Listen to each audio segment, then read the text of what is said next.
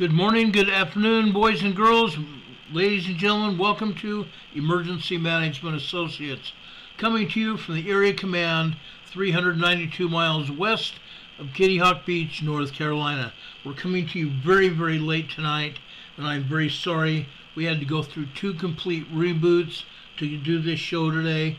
First, Microsoft took us down, then my browser took us down and had to reboot itself. We're finally on here. I had to completely put the broadcast software together twice now, and I think I've gotten everything to show you tonight. We're going to forego the Pledge of Allegiance and the National Anthem tonight and go right into tonight's program. I want to thank all of you who supported our Sunday evening Sunday school class / Christmas celebration broadcast. It was great. I appreciate those people who saw our 2.5-minute Christmas thank you broadcast yesterday afternoon. God bless all of you. I hope you had, or we hope you had, a very merry, joyful Christmas. It was a blast coming to you. It was a blast talking about Christmas and Christmas traditions, and even talking about Jesus Christ, the Savior, who we celebrated his birth. We thank you for that. We have a lot to talk about tonight. I'm going to first talk about earthquakes.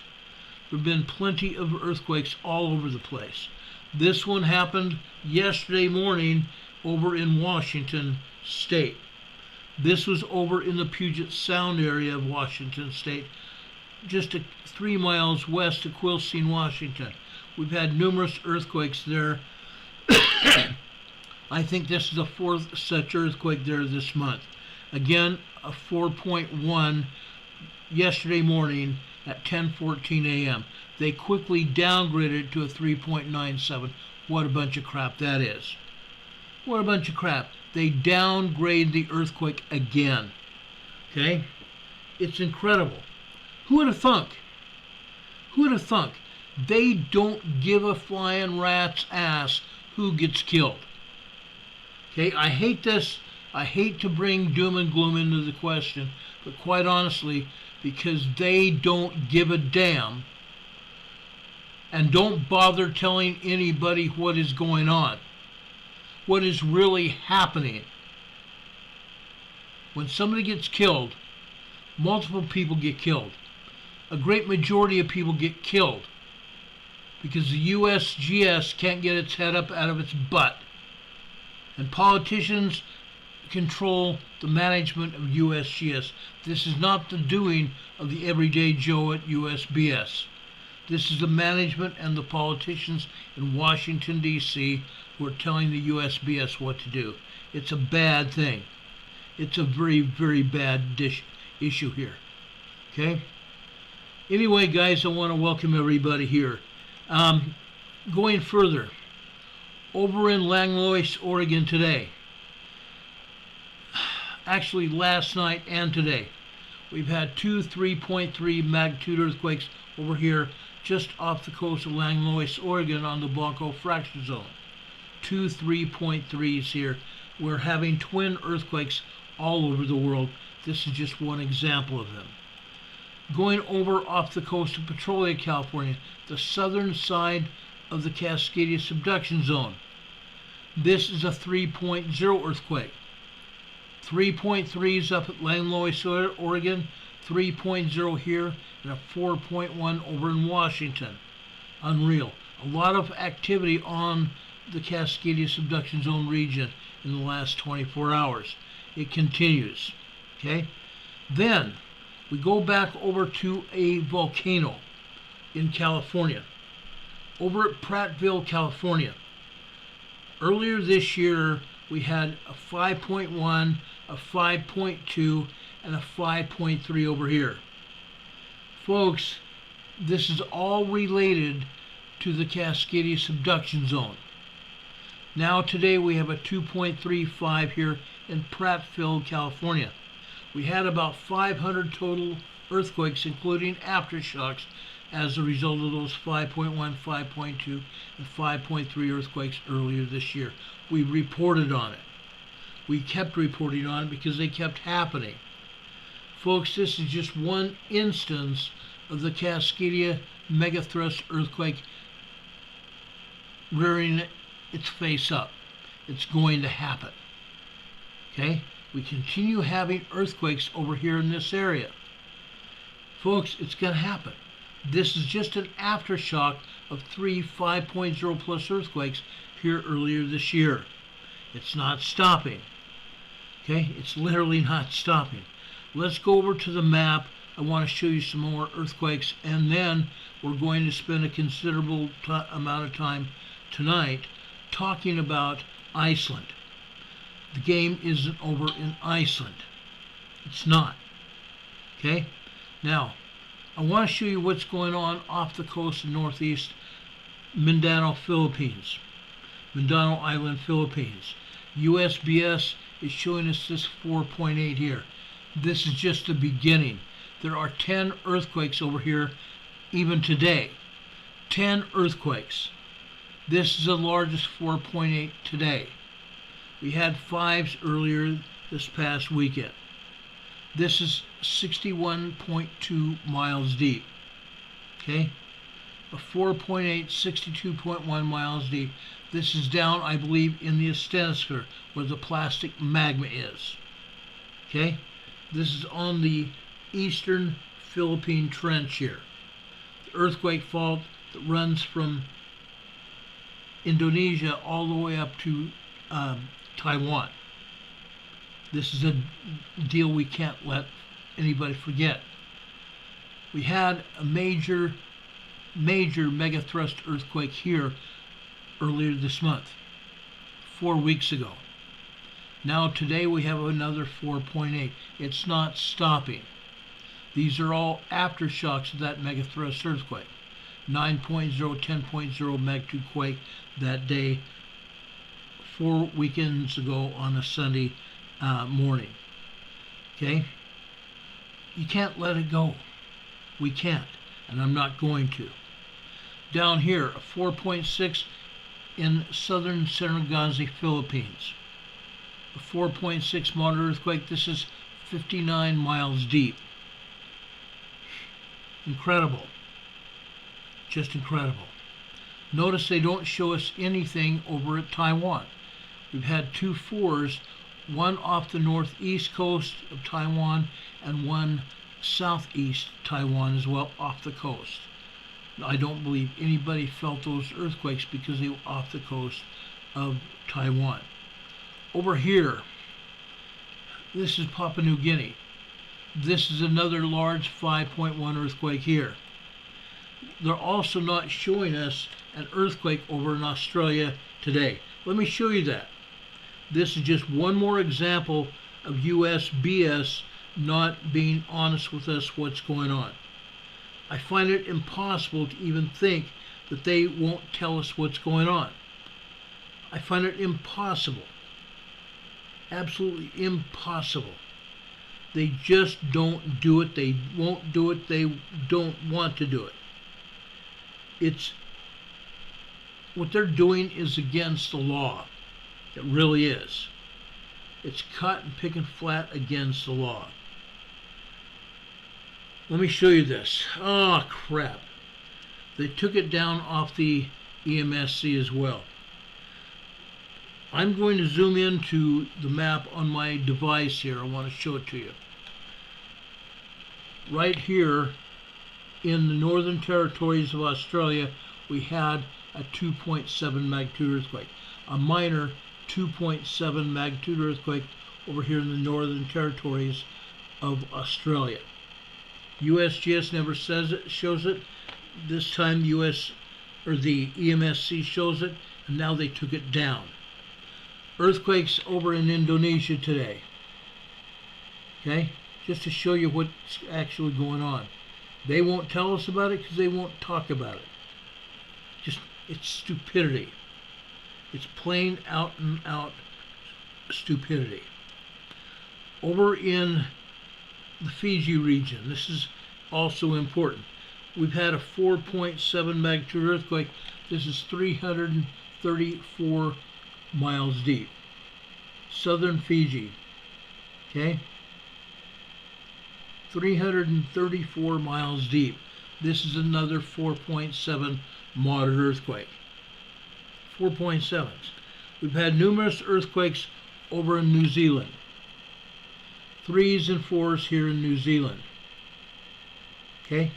Literally covering the northern island and going north towards the Kermadec. 3s and 4s there. Over in South America, this is what's going on there. Okay? About 15 earthquakes in South America today. Again, 3s and 4s throughout South America. I want to show you this. This is over in southern Mexico. They're showing one earthquake here, a 4.0 in southern Mexico. This is the Europeans showing it to us. The Europeans are the only agency showing it to us. It's appalling. It's literally appalling that the U.S. agency refuses to acknowledge what's going on. They do show us one earthquake over here in Venezuela when there's 12 earthquakes throughout South America. This is also 4.5. A 4.5. Crazy. It's insane, guys. It really is. I can't tell you enough how appalled I am about this agency BSing everybody. Richard Smith is at 2.4 in Northern California.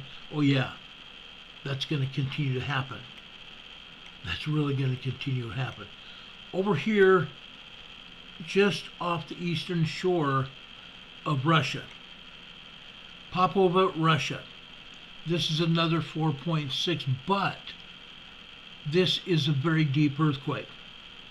This is 519 miles deep. A 4.6, 519 miles deep. We're going to add a 1.2 to this because this is going to propagate a much larger, much shallower earthquake. This is going to propagate a 5.8, 6.0 earthquake. This earthquake over here in southeastern Russia is going to propagate a 5.8, 6.0 earthquake within the next 72 hours to maybe 10 days tops. Okay? The last time I said that, it was almost the next day. Okay, we'll see where this takes us. Over here, just off the coast of Hokkaido, Japan. This is a 62.4 kilometer deep, 4.7 earthquake. This is off the coast of Hokkaido. Nobody felt this earthquake. It was a moderate quake. Not a big deal, right? It could have been. It could have been. Just off the southeast coast of Japan, another 4.4 earthquake. This is a semi-deep earthquake, 272 kilometers deep. A 4.4 earthquake. Further offshore, the Izu Islands of Japan. Now, why does this sound familiar? Because we also had a 7.4 magnitude earthquake here in the same location just 3 weeks ago. You might remember we talked about it significantly. A 4.8 earthquake here today, 10 kilometers deep, 6.2 miles deep. This earthquake, a 5.0 in the Izu Islands here. This, on the other hand, was a fairly deep earthquake, 431 miles deep. A 5.0, 431 miles deep. This is going to propagate a 5.8 earthquake. It's going to propagate a more shallow, larger earthquake. A 5.8, possibly even a 5.9 earthquake. That's another big deal. It could end up over here in Japan to the west. Okay? That 5.8, 6.0 could happen here in Japan. That's why I'm talking about it. That size earthquake can kill people. It can kill people. A very strong earthquake could kill people. Okay? We need to be ready. Everybody needs to be ready. All of my friends that watch us over in Japan, I have quite a few friends that watch us in Japan. Everybody needs to be ready. Okay? Going down here to the southern part of the Atlantic Ocean, the Atlantic Plate. This is another large 5.0 in the South Sandwich Islands. This time, it's 125 miles deep. It's still a fairly shallow earthquake. This is also down in the asthenosphere for real. Okay? This is down in the asthenosphere where the plastic magma is. There is no one living here in the South Sandwich Islands. It's nothing but a bunch of ice. It's a bunch of land locked in ice. The only people that live here are birds. Actually, not people. The only thing that live here are birds, and there are scientists that come here and take a look at the penguins every once in a while. But nobody lives here. It's too cold, and the winds are so dangerous that nobody lives there. Okay? This earthquake is going to end up going through the mid-Atlantic chain here, the mid-Atlantic Ocean. This is going to cause problems through the mid-Atlantic. As we have explained to you, the mid-Atlantic fault here is expanding. It's expanding. The western side of the fault is pushing South America and North America in a south-southwesterly direction. The east side of the mid-Atlantic fault is pushing Europe in an easterly direction. Okay? Last week, I believe it was midweek, we talked about earthquakes over here off the east coast of the United States. That's another issue today. I want to show you this. This is also important. As soon as my device lets me show you this. Okay? Today, and USGS is not showing it. Rockport, Massachusetts. Rockport, Massachusetts. A 2.3 magnitude earthquake in Rockport, Massachusetts. This is a 2.3 minor earthquake. Probably nobody felt this. Okay? Nobody felt this. Richard Smith is in the chat today saying the seismic energy increasing like steam in a Stanley steam rad. You're right. It is. It's all over. Richard Smith talked a few minutes ago about a 2.4 in Northern California. It's hitting all over. These earthquakes are literally all over, and USGS isn't even showing it. That's sad. That's very sad. Down here in the Caribbean, okay, just north of the Dominican Republic, we had a 5.3 earthquake, a large earthquake. A 5.3 large earthquake, 9 miles deep. 9 miles deep. This is folks, this earthquake zone is something that should be dealt with. Everybody needs to know that this earthquake zone comes out of Guatemala. So all of the earthquakes that happen here coming out of Guatemala picked up seismic energy from the Central America area. The Central America area picked up the energy because energy moved from South America into Central America. Now this came out of Central America. 5.0 earthquake. Okay? Unreal. Unreal. We're going to watch and see what happens with this large seismic energy. 5.3 earthquake, we cannot just shake our eyes back and forth and ignore it. Okay? It may come back and haunt us over here in the Virgin Islands as that same earthquake fault zone turns south. It may drop a large earthquake over here in the Antilles, in the outlying islands over here. We're going to keep an eye on this seismic signature here today. We're not going to let it go. We can't. We can't possibly. Down here in southwestern Puerto Rico today, this is another 2.5 in Yonko, Puerto Rico. This is a 2.5 minor earthquake. What's so special about it? It's an aftershock of two major earthquakes that hit here 4 years ago. 4 years ago. Today, an 8.0 earthquake hit the same area today, 4 years ago. This is 23 miles deep. 2 days from now, December 28th, will be another anniversary of an 8.4 earthquake that hit here 4 years ago. I fully expect to see minor earthquakes or small earthquakes here during the next few days. 4 years ago, and we're still having aftershocks from those two earthquakes, 8.0 and 8.4 that hit here, man-made earthquakes 4 years ago. Okay? It happens. This earthquake almost directly north central from Puerto Rico here. This is a 3.4 near north of Tierra Nuevas, Poniente. I can never say that word, Poniente, here in Puerto Rico. A 3.4 small earthquake.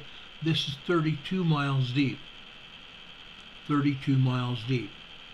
Now, over here northeast of there, near the U.S. Virgin Islands, this is a 3.3, and this is a 3.2.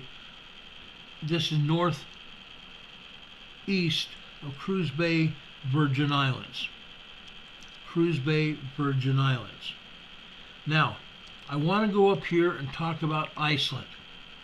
Notice that this stupid agency is not reporting any earthquakes here. There have been earthquakes here in Iceland. Okay?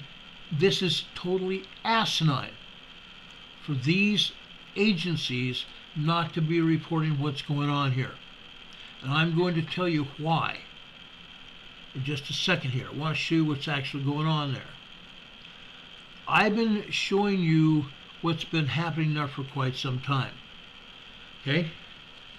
November 7th, we had an outbreak of earthquakes over here in Iceland. A huge outbreak.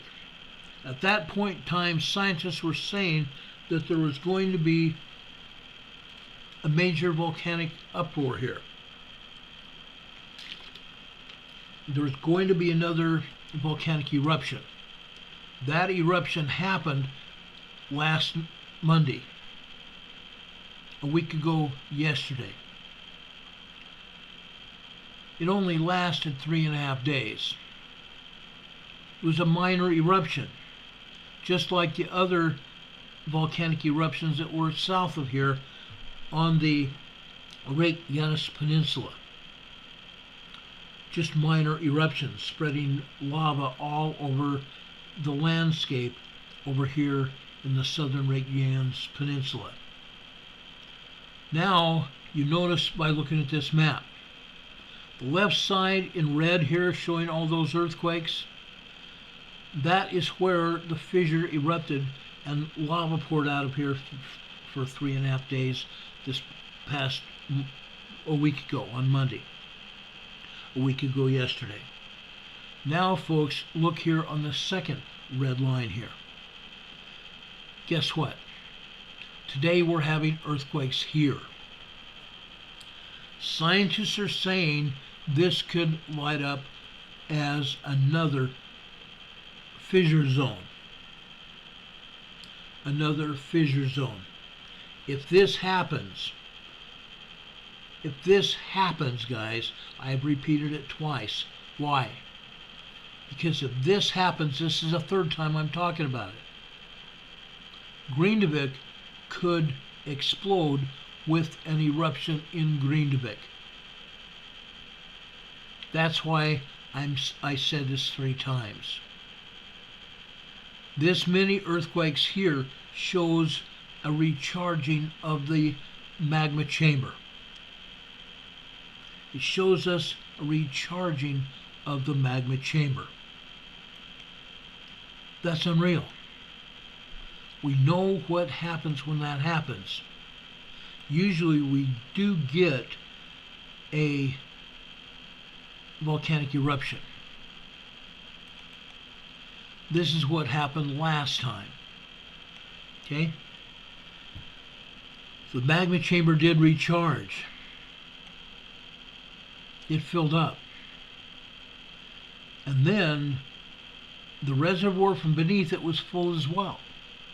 And right after both of those things filled up, we had earthquakes, and then we had the volcanic eruption a week ago. This second one showing all these earthquakes.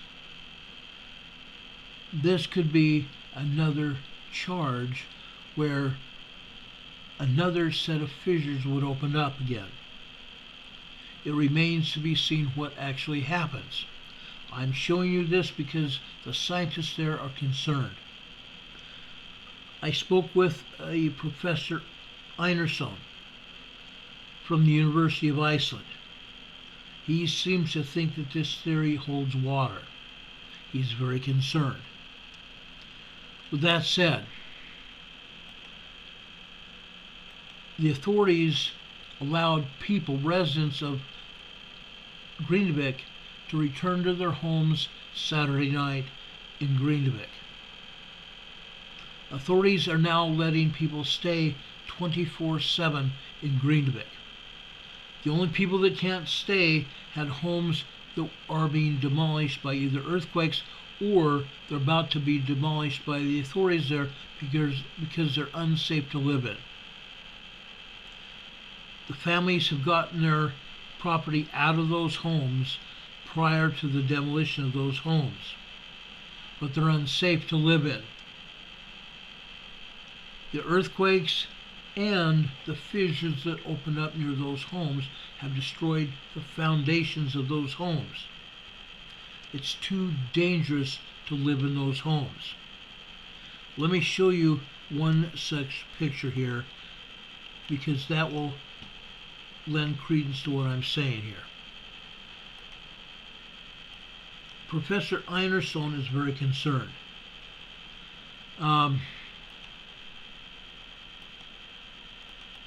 Just a second here.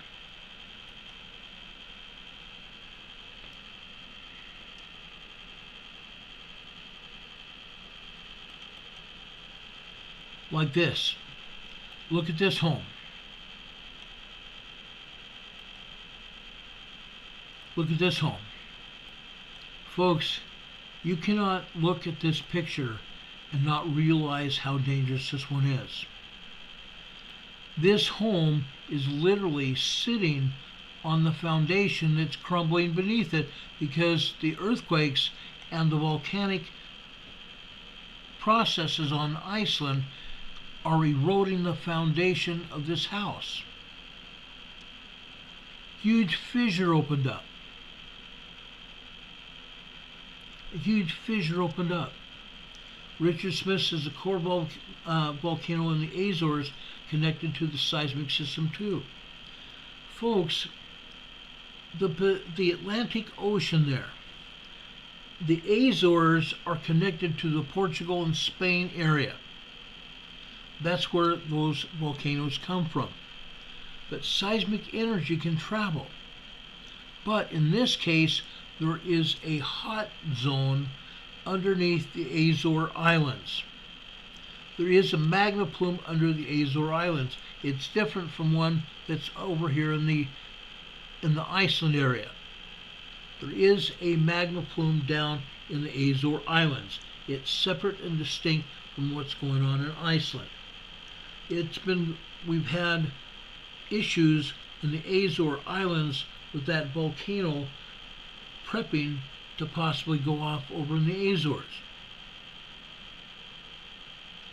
One island in the Azores was completely evacuated about a year ago because scientists thought that it was going to erupt. It did not erupt, and the earthquakes basically subsided and went out. But the magma plume is still in that region. So we have to keep an eye on the Azores as well. This is different right now. We have people living here. People are not going to live in this house because it's completely falling apart. It's even hard to look at. It's hard to look at knowing what's going on. Let me show you another picture. Look at this. This car just 8 weeks ago was going along a roadway over there in Grindavik when a fissure erupted underneath it. A huge fissure opened up. The car tried to speed over the top of the fissure as it was opening up. The car landed on the opposite side of the fissure in a hole. Now, I tried to get the whole picture. I was unable to. The whole picture would show a worker in a hole holding onto a suspension cable from a overhead crane that was trying to pick this car up and move it onto a safe area. The car went flying into a fissure, a huge fissure, and that fissure was steaming. It's happening. It's happening time and time and time again. Most people don't even realize how bad this is. Let me show you something else. This is another house where the land underneath it shook and the house literally moved off the foundation. Look at that. The house was lifted off the foundation by the seismic energy from that volcano. Yes, the volcano did this. I think I have one more like this to show you here.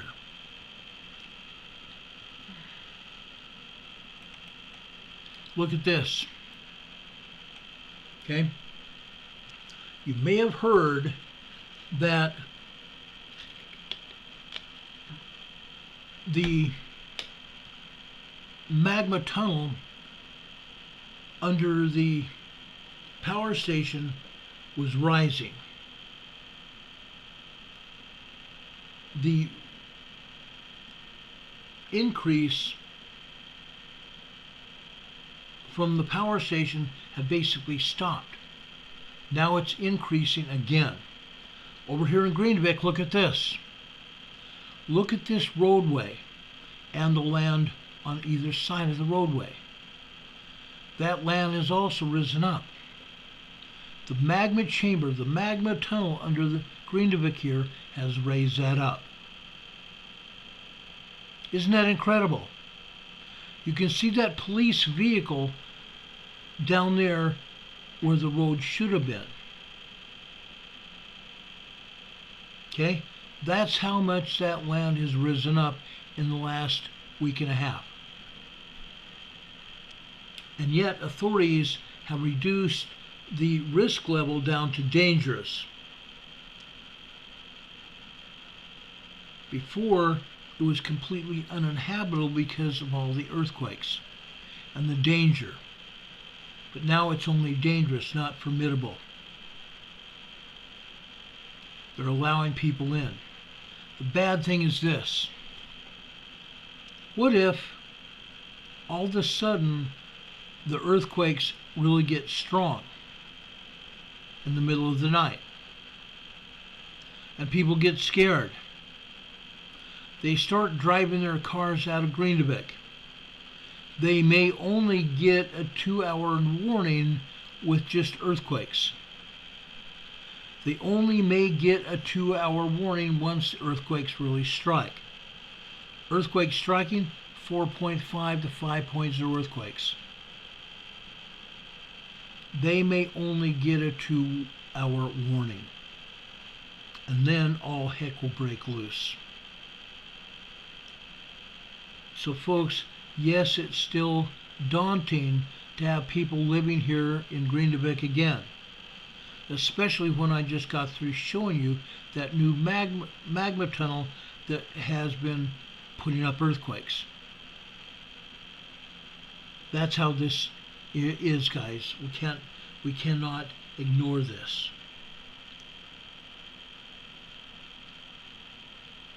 Richard's talking about a 2.4 minor earthquake over the Strait of Gibraltar. That happens every day. There is a huge earthquake fault there.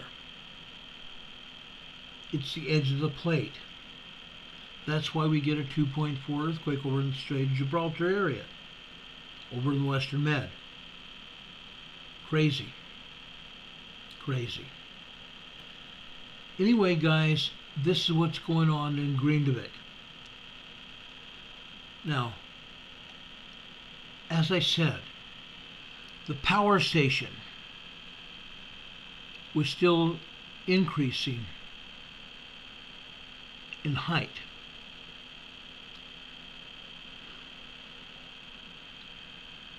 Let me show you this. This is a Svartsenga power station there.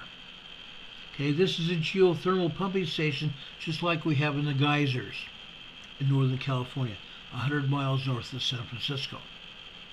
Just like it.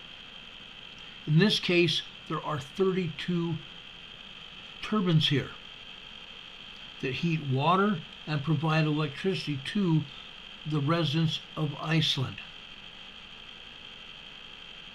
32 turbines here provide all the power and hot water to the people in Iceland.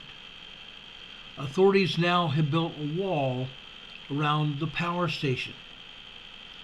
The problem we see with that, and this is another pain in Professor Paul Einerson's mind. The power station's rising, which indicates magma down beneath the surface below the power station. What if? What if this power station all of a sudden erupts? A fissure opens up underneath this power station and everything is gone to heck. What if? It can knock out all the power to Iceland.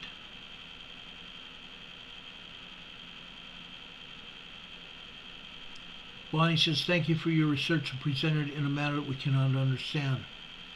Bonnie, I'm trying to present it in a manner that you can understand.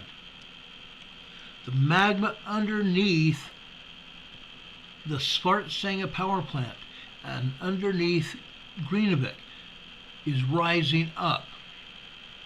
I thought I was making it very clear.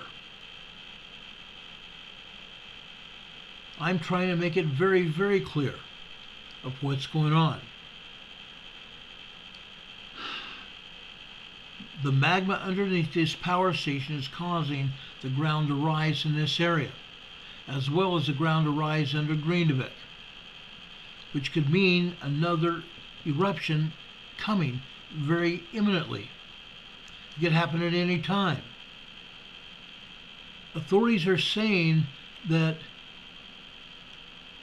they may only have a 2-hour window warning from the time that the heavy-duty earthquakes start happening again.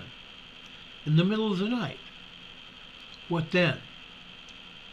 People start trying to jump in their cars and make a run for it. What if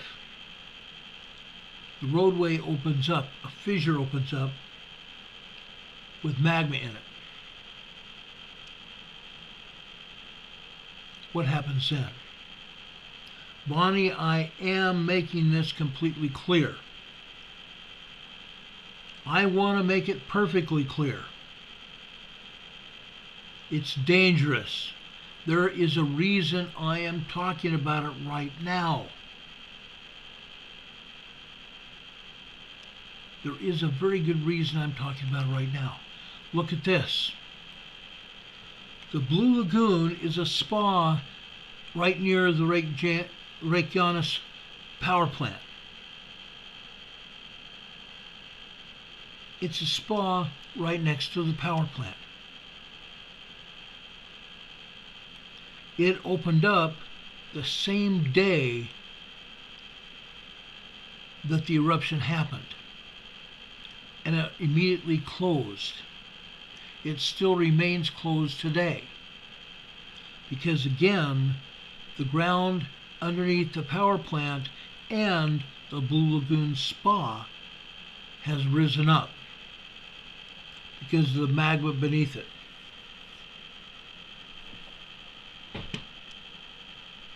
Nancy Wolfer is here in the chat saying, was that a typo? Did you mean can understand or can't? I hope you meant can, Bonnie.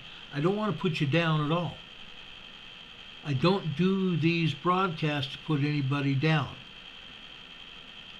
But I hope that what we're doing, we make it perfectly clear what's going on. People's lives are in danger. This could happen in Alaska.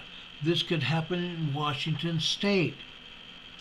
This could happen in Northern California, 100 miles north of San Francisco. The geysers area, and the geysers, guys, is a power plant in the Sonoma Mountains. Sonoma, California. Wine country. This could happen there. Man has drilled into the upper magma chambers of the Clear Lake volcano to harvest steam and put that steam over to the geysers into turbines there to generate electricity for California Gas and Electric. It can happen there too. It can happen over at the Coza volcanic system over in California. It can happen over by Reno. Reno also has a geothermal power station. It could also happen down in the Imperial Valley.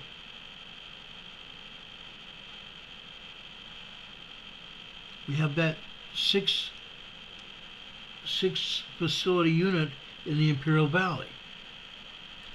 That 6 facility unit has 32 turbines total down in the Imperial Valley, where they're pulling steam from the volcano there in the Imperial Valley.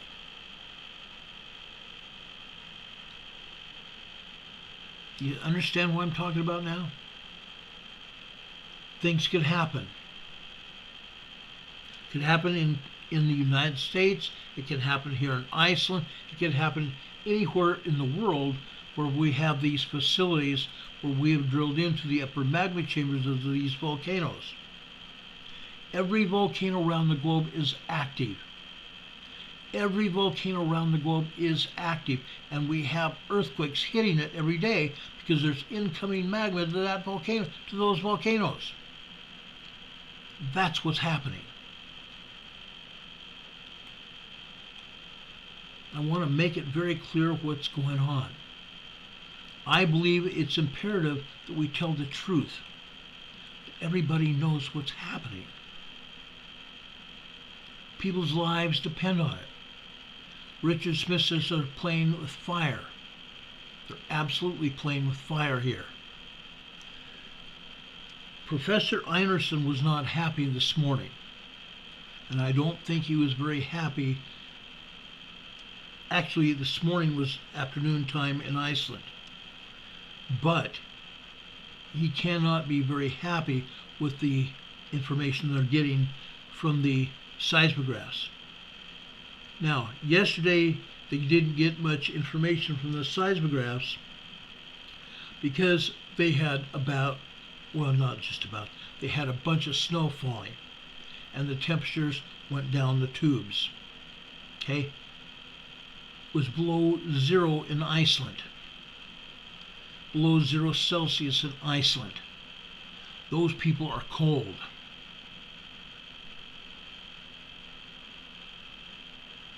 They're cold. If this volcano were to erupt again, people would be thrust out into the cold with nowhere to go.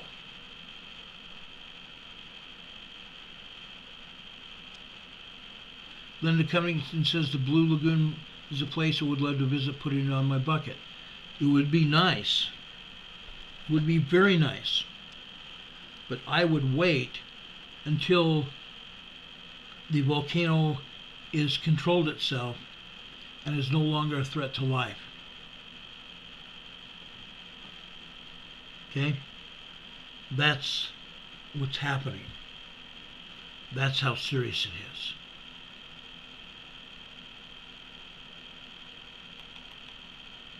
Folks, I spent about 6 or 7 hours today pulling all this information for you.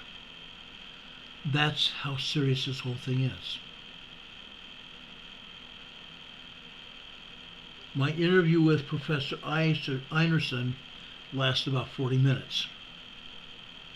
He's a very nice man, allowing me to spend some of his time to gain information to talk to you about what's going on. One of the things that I fear is going to happen is this. Look at this. The powers that be are trying to repair the fissures that opened up in Greenvik. And you can see it.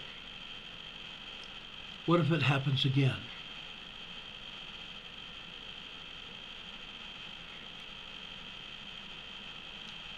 And I don't think it's what if. I'm thinking it's when. When. We see a lot of things happening, literally around the world. We see earthquakes happening again over in Scandinavia. I don't see any earthquakes right now in England yet. Spain and Portugal, yes. The Strait of Gibraltar, yes. Switzerland, yes. Germany, yes. The Czech Republic, yes. Romania, Greece, yes. The Middle East, all the time. China's getting hit. Taiwan's getting hit. Japan's getting hit. We have seismic energy now over in the Gulf of Alaska. A 6.1 hit over in the Aleutian Islands during the weekend. That can work its way all the way through the Gulf of Alaska and down the western side of the Great North American Plate. Canada and the United States. Folks, we're dealing with a ticking time bomb here. Linda Covington says tick-tock. Pretty much. Richard Smith says you can't hold back a fault line. No, you can't. You can't. Sungator says, did you hear of history where an Iceland volcano caused a 1-year cold by 15 degrees in like 648 AD? I didn't hear that. I may have heard it in history class, but I don't remember it right now. It's very possible. But I'm reporting on this because we are a worldwide organization now. People from all over the world watch us. We have these same geothermal facilities all over the world. Any one of us could be subjected to these volcanoes and earthquakes. Are you prepared? Have any of you written a plan? The Prime Minister of Iceland and several of these professors and other authorities in Iceland have asked the people in Iceland to write an emergency preparedness plan on how they're going to react during a possible eruption where they have to leave their homes again. It's likely to happen. It's very, very likely to happen. Folks, I want you to know that you need to have either a PowerPoint presentation you write yourself, or you just go right out and write point by point what you're going to do during any kind of emergency. Whether it's an earthquake, a volcanic eruption, a tornado, a hurricane, a very bad snowstorm. And yes, right now in the Midwest we're having a very, very bad snowstorm. South Dakota is inundated with 60+ mile-per-hour winds and heavy blowing snow. Huge blizzard going on in South Dakota and Nebraska. That happens very frequently in the Midwest here in the United States and Canada. All the time. That could be their emergency. How are you going to handle it? What are you going to do? Do you have enough food? Do you have enough food to survive? How about water? Do you have enough water to survive what's happening? If not, why not? Don Patoka says South Dakota is normal mode. You're right, it is. Folks, what are we going to do? Are we going to hunger and thirst because we decided not to be ready? Could our children survive it? Our grandchildren? If not, why not? You need to make sure everybody is ready. We talked about emergency preparedness this last Friday. Again, this coming Friday, we're going to do it again. I'm going to keep talking about emergency preparedness topics until heck freezes over, because I believe everybody needs to hear it. Annette is over here in our chat saying, amazingly, it's 36 degrees in Rockford, Illinois. Unreal. Annette, did you know that you guys had some 3.5s and 3.8 earthquakes there in Rockford this past week? Yeah. Rockford is shaking as a result of the new Madrid fault moving. Things are happening everywhere. Annette is saying Wisconsin, near the Wisconsin border, an hour west of Chicago, only 36 degrees.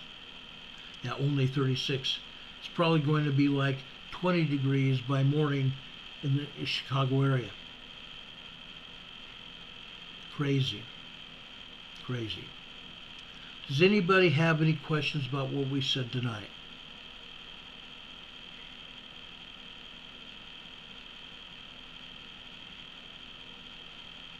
Does anybody have any questions? I want to thank Bonnie for being here, Annette, Elizabeth for being here, Sungazer's here, my buddy Don Patoka's here, Diana Large is here. I appreciate her as well. I appreciate all of you. I know for a fact that a lot of people have left for the holidays. Sammy Presswood's here. Thank you for being here. A lot of people may have left for the holidays. Kimberly Hopkins is here. Gotta you go, family. Appreciate it. We appreciate all of you for being here. I want to make sure that everybody is realizing what's going on. I want to make sure everybody knows what's going on. It's important. Nancy Wolfer's here. I appreciate Nancy for being here. All of you.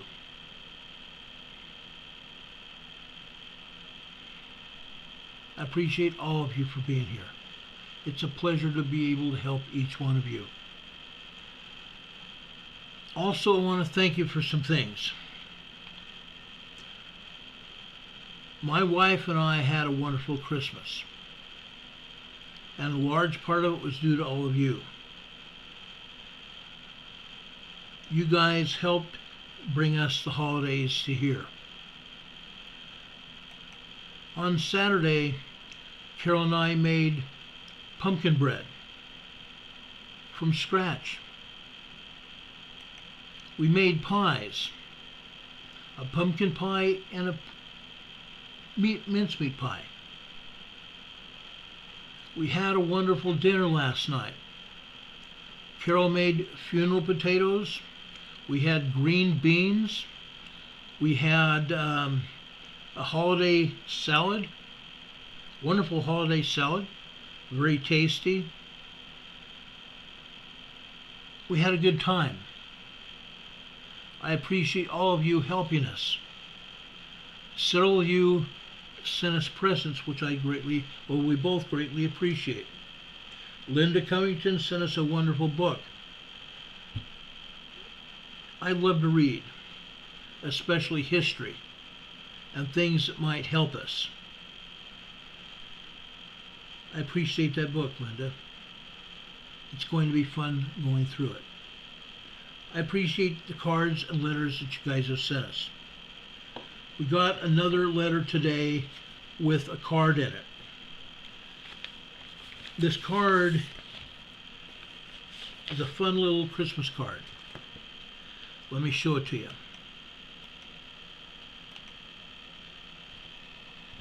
Fun little card showing the three kings going to see Jesus Christ. At the bottom of it says, "The wise shall still seek him." It was awesome. I love this. Phil and Jan, you guys are to be commended. You help keep this program on the air. And you sent us these neat cards. Inside, you said, "We're sending you a little second gift, hoping you can help you bake your famous holiday pies. Enjoy seeing them last year. Now I gave you another look at this year's pies." Don Patoka says, "Liverwurst and crackers with vinegar."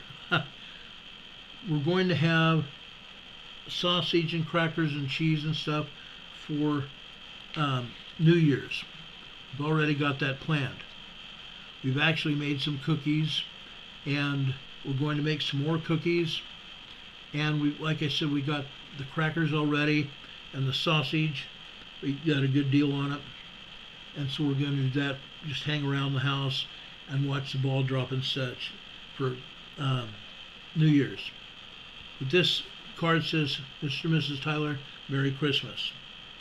We're sending many prayers your way, praying that you'll both be blessed always this holiday season with much love, joy, and good health.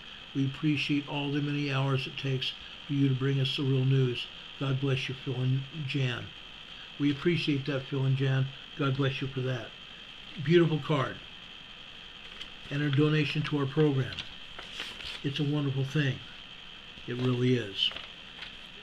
All of you who sent us cards and letters, don't even think that we throw these cards and letters away. Every card and letter that you folks have sent, we have kept. Every one of them we have kept. Hurricane Heather sent us a card we just picked up. Again, it's another card. Believe in the magic of Christmas. Heather, thank you ever so much for this. What a beautiful card. In it says, "Wishing you the kind of holiday that warms your heart and home. Merry Christmas. Love you all. Merry Christmas" here. Thank you, Heather. God bless you for that. I talked about our friends in Oregon, John and Laura Holbrook in Oregon. You've seen Laura here on our program in the chat. They sent us another card here. The mountains there in Colorado. This is Mount Hood. Laura took this picture here. Andrew Golden says, "Lutefisk, not for everyone. I've had lutefisk before when I was in Sweden. I kind of enjoy lutefisk, actually." But Laura and John, thank you for this beautiful card. On the back of it, it says 12/14/23, when they went to Mount Hood. Ron and Carol, this is what Mount Hood looked like when John and I were traveling on the 12th of December. It's our view from Interstate 5 near Salem, Oregon. Mount Hood, guys. That's beautiful. Like I say, I've saved, well, Carol and I have both saved every card and letter that you folks have sent us. We really deeply appreciate each and every one of those. It means the world to us.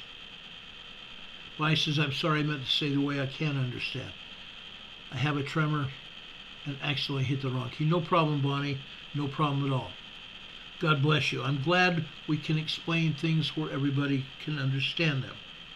Linda Covington says beans and black-eyed peas with tomatoes. That's what you usually have here in the South for New Year's Day. Black-eyed peas and beans. It's a tradition. Black-eyed peas and beans is a tradition that will help you have a good year the coming year. It's a great tradition. Bonnie, thank you all for your time as well. Your time is also valuable. All of you who view our program, your time is valuable. We always want to make sure that the information we have here for you is valuable to each of you. That's very important. Any other questions for us? Tomorrow night, I'm going to come on the air. We're going to talk about the pneumatic fault. Thursday, I want to talk about the Cascadia subduction zone region, not just the volcanoes. I want to touch on everything going on in the Pacific Northwest. Because, folks, it's likely to not just erupt, but the fault is likely to give way. We'll see what happens. Fortunately, nothing happened on the Cascadia subduction area on Christmas Eve. Because 3.5 years ago, I'll be honest with you, Terry Rumpel and I were pulling our hair out and praying like we'd never prayed before. Folks, I know it's kind of early, but it's kind of late as well. It's already 10 after 9 Eastern Time. I'm going to get out of your hair and let you go. I just wanted to show you what we have done and tell you how appreciated we are of what you guys help us do here. We love you. This is Carol and I last night. Carol cracked a joke and cracked us both up. We had this silly look on our face. But what you guys have done is helped us be this way. This is us being crazy. One of our friends, Aveyah, she's better known as Times and Signs. She made this for us, wishing all of you a very Merry Christmas. We appreciate you guys so very much. We want you to know how special you are. May God bless you, that you may have a good new year coming up. May we get through the holidays with love in our hearts. We just went through the second part of the trilogy of holidays. The first was Thanksgiving. Christmas is the second part of the trilogy that I call the trilogy. The third is New Year's. May we get through the rest of this week with smiles on our face and love in our heart. May we begin this new year with preparation in our minds that we might be ready for what's going to happen. I'm going to leave you on this upbeat note. We've got more news I want to talk about, but I'm not going to talk about it tonight. I hope you guys have a good night and a better tomorrow.